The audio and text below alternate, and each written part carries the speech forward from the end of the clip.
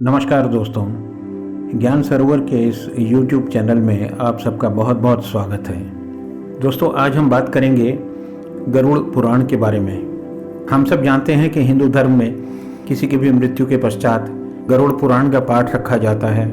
तो आज इस पाठ का महत्व क्या है और इससे क्या लाभ होते हैं, हम इसके बारे में बात करेंगे।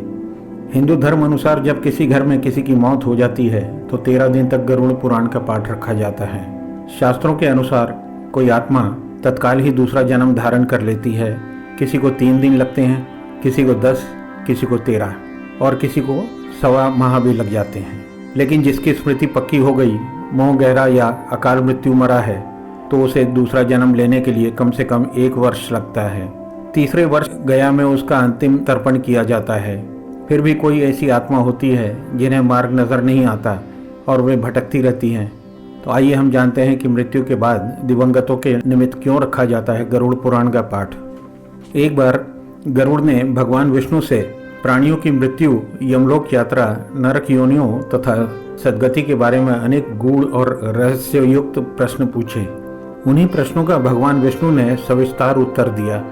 ये प्रश्न और उत्तर की श्रृंखला ही गरुड़ पुराण है। आइए हम जानते हैं कि क्यों सुनाया जाता है गरुड़ पुराण मृत्यु के बाद। गरुड़ पुराण में मृत्यु के पहले और बाद की स्थिति के बारे में बताया गया है, इसीलिए यह पुराण मृतक को सुनाया जाता है। 13 दिनों तक मृतक अपनों के बीच रहता है। इस दौरान गरुड़ पुराण का पाठ रखने से वह स्वर्ग, नरक गति, सद्गति, अध्योगति, दुर्गति आदि तरह की गतियों के बारे में जान लेता है।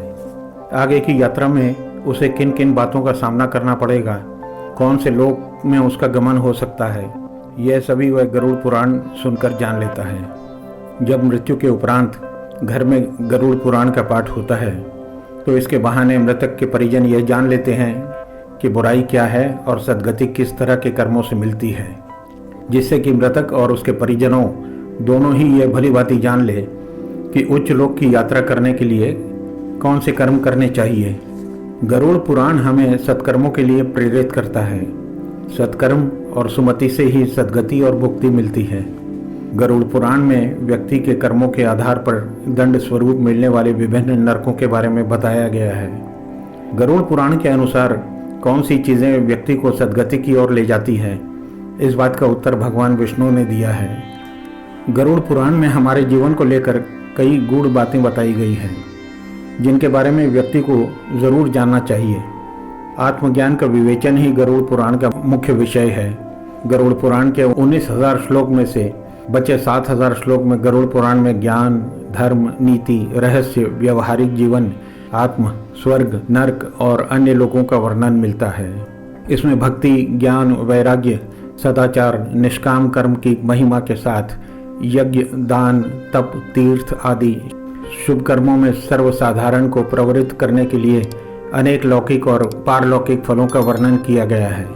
यह सभी बातें मृतक और उसके परिजन जानकर अपने जीवन को सुंदर बना सकते हैं। इससे अतिरिक्त आयुर्वेद, नीतिसार आदि विषयों के वर्णन के साथ मृत जीवन के अंतिम समय में किए जाने वाले कृत्यों का विस्तार से निरूपण किया गया है।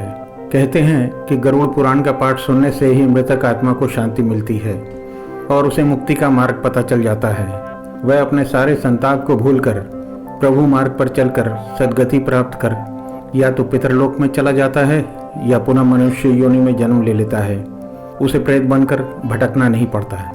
साथियों, ये थी गरुड़ पुराण के बारे में कुछ जानकारी, जिसका हमें पता होना ज़रूरी है अपने जीवन को सफल बनाने में। जय श्री लक्ष्मी नारायण।